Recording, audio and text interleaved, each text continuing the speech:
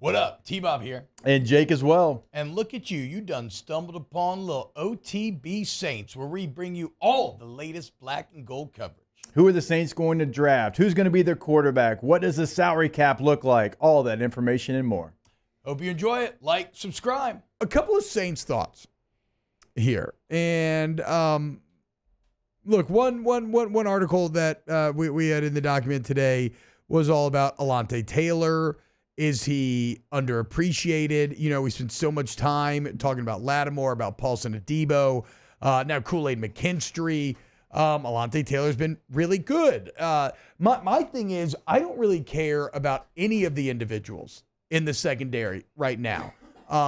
As we've said, I think that when you look at those four corners, the Saints are primed to have a top 10, maybe a top 5, probably a top 5, if everybody stays healthy, top 5 cornerback room in the entire league. It creates great competition and forces everybody to be at their best in terms of who's going to win the jobs on the outside.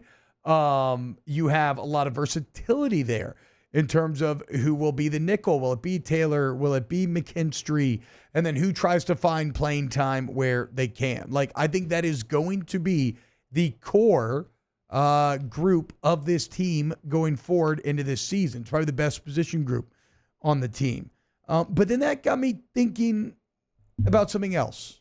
And so did a New Orleans Football article, Jake. And that is, who are, I don't know which one's correct. Who bees? Who bees the I like that core better. of this Saints team, right? Like during 17 to 20, you had the very famous 2006 draft, which gave you like Streif, Colston, Reggie Bush, Pierre Thomas, everybody else that would go on to be this core Drew Brees that you thought of, that's your game, right? That you thought of forever as being like, wow, I freaking love these guys. You had the 17 draft, or you got Kamara, Ramchick, Cam Jordan had fully come into his own by that time. Like Marcus Colston, Mike Thomas, Colston for the old group, Thomas for the new one. You look now, you're 7 years removed from that 17 draft, and who do you have those same emotions about? You don't feel great about Kamara anymore. And you feel okay about Chris Olave, but somehow he's had back-to-back 1,000 yards receiving seasons and remains kind of unexciting. You know Derek Carr is not a core piece because he's just here until he isn't. You keep drafting offensive and defensive linemen that suck. I mean, is Brian Brzee? He does not suck. He would be maybe the closest. Him and Olave. And why don't you feel the same way you used to feel about those other guys? Is it simply because they're not winning as much? But I mean, even that old core, that 06 core, they had 7 and 9 seasons, but still remain beloved. It's just, I don't know. You know what you had to fall back on? Drew Brees. Brees and Peyton. And that's why you felt different about it.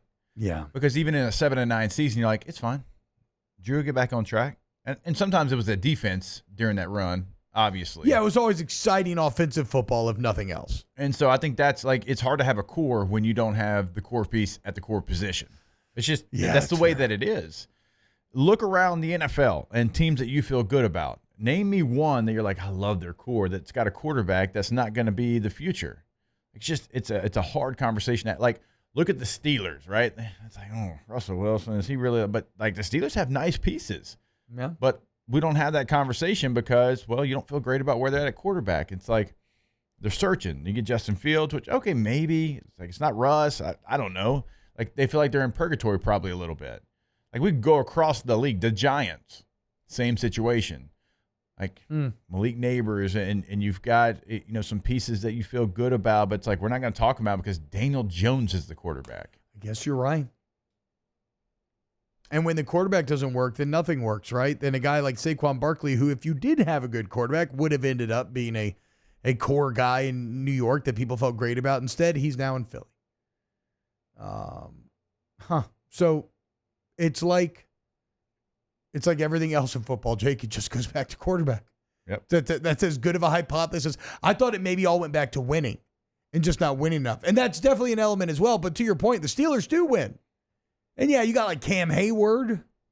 And I'm sure that Steelers fans would have their guys like, no, this is who we George love. Pickens. But it's not like TJ Watt. But it's maybe they do have a bit more core. The Saints, I don't even know if they have that many amount of guys. Maybe Brzee gets to be that. Maybe Olave gets to be that. Taysom Hill would be a guy that I would say I feel pretty great about. I think, but the emotions are just different nowadays. Yeah, and I think where your emotions, where you're having some trouble connecting is Cesar Ruiz, first-round pick. Okay, you don't have it there. Exactly. Ryan Ramczyk, you had it for a long time, but now might not play football again. You don't have it. Peyton Turner, first-round pick. Absolutely nothing there.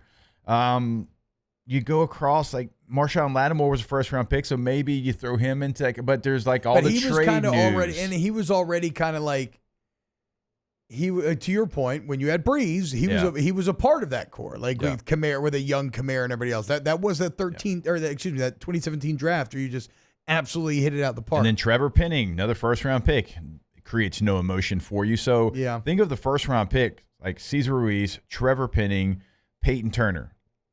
Does that do any? That's 3 first-round picks. Does that do anything for you? No, nothing at all. And not even a slight you've stirring. had some misses. And Brian Brzee has been, so far, I think he's been a good player. I think he can only get better. He plays a position that's not going to get a lot of fanfare. Mm-hmm. And still, he's not a full-time starter. Yeah. So I think it's with your first-round picks, that's why you don't have a lot of fanfare. That's why you don't have maybe the core that you feel really good about. And again, like Fuaga being, like, I think he's going to be a really good player. We'll have to see, is that somebody that's going to potentially change the narrative? Yeah, look, I mean, it took 11 years from 06 to 17 to hit on another one of those home run drafts that ended up becoming an era-defining draft. I wonder when the next one will be, as we are now 7 years removed. How do you feel about the Saints? Who would you say? Are we off base here, right? You say, no, I love I love Demario Davis, but yeah, I think you nailed it, Jake. Without a quarterback, it just feels like the long-term hope, just that there kind of isn't any there.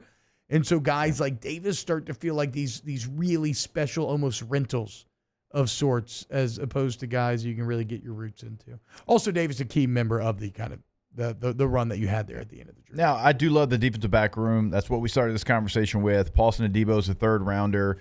Alante Taylor was a 2nd rounder. Jordan Howden was a 5th rounder, and he played so well that you got rid of Marcus May. Now, Marcus May was not a good football player in New Orleans, but you moved on from him after giving him a big contract, and so you've hit in that room. You hope you hit on Kool-Aid McKinstry as a 2nd-round pick. So if you have what we're talking about here, it's probably going to come from that room, and you also have Tyrann Mathieu still there playing at a high level. You still got Marshawn, as we talked about, playing at a high level. It's going to have to come from probably that room if you want to create a core. It's going to be in New Orleans for 5 years and play at a very high level, because you've missed on the defensive line. Yeah. You've certainly missed on the offensive line in the draft, and it's not coming from there, and it ain't coming from quarterback right now. Well, all will be solved when Derek Carr becomes a top 12 quarterback this fall, thanks to Clint Kubiak.